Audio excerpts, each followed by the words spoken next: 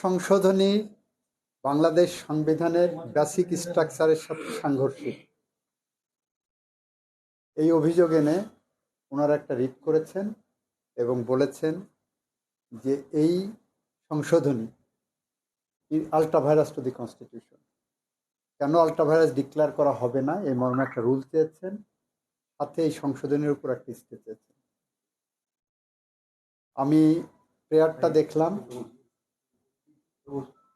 সোফার rule issue করার ক্ষেত্রে আমাদের এখানে লং স্ট্যান্ডিং ট্রেডিশন হলো, আমি যখন যত বেশি আপত্তি করব রুল ইস্যু করার গ্রাউন্ডটা তত বেশি তৈরি হয়।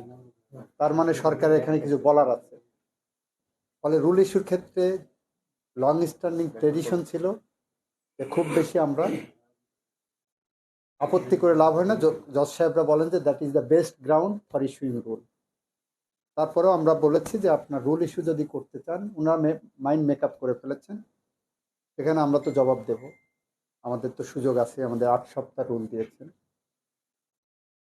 So far the stay order is concerned, যে পঞ্চদশ সংশোধনীর উপরে এখনই একটা স্টে দরকার, আমি বলেছি সেখানে আমাদের আপত্তি আছে। আমাদের এই অঙ্গনের লং স্ট্যান্ডিং প্র্যাকটিস হলো স্ট্যাটিউটের উপরে কখনো স্টে হয় না। ওনারা আমাদেরকে শোনার পরে যদি মনে করেন this amendment is void ab initio, সেটা ডিক্লেয়ার করতে পারেন। কিন্তু এই স্টেজে এসে স্টের ব্যাপারে রাষ্ট্রের পক্ষ থেকে আমরা একটু আপত্তি করেছি।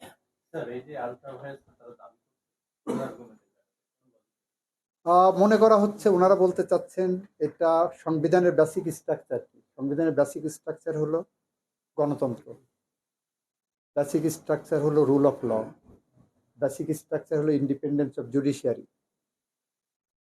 এই বেসিক স্ট্রাকচারে হিট করেছে পঞ্চদশ সংশোধনী। সংবিধানের মৌলিক কাঠামোটা পরিবর্তন করে দিয়েছে। এই সংশোধনের মধ্য দিয়ে গণতন্ত্রহীনতার দিকে বাংলাদেশ এগিয়েছে। এই সংশোধনের মধ্য দিয়েই বাংলাদেশের বিচার ব্যবস্থায় এক ধরনের হস্তক্ষেপের পরিস্থিতি তৈরি হয়েছে সরকারের। এই জায়গাগুলোর থেকে সরকার হয়তো, যারা পিটিশন করেছেন তারা দীর্ঘদিন ধরে কনসাস সিটিজেন হিসেবে বাংলাদেশে তাদের ভয়েস রেজ করেছেন, সেই জায়গা থেকে তারা করেছে। আমরা এটা এক্সামিন করে দেখব। বদিউল আলম মজুমদার সাহেবের লোকাস স্ট্যান্ডে আমরা এক্সামিন করব, ওনার উদ্দেশ্য এক্সামিন করব, গ্রাউন্ড এক্সামিন করব, এটা বেসিক স্ট্রাকচারকে হিট করে কিনা সেটা দেখব, দেখে আমরা এটার ব্যাপারে সিদ্ধান্ত নেব। আমরা একটু সরাসরি সম্প্রচার আছি, যদি আমাদেরকে আরেকবার বলতেন সাথে কটা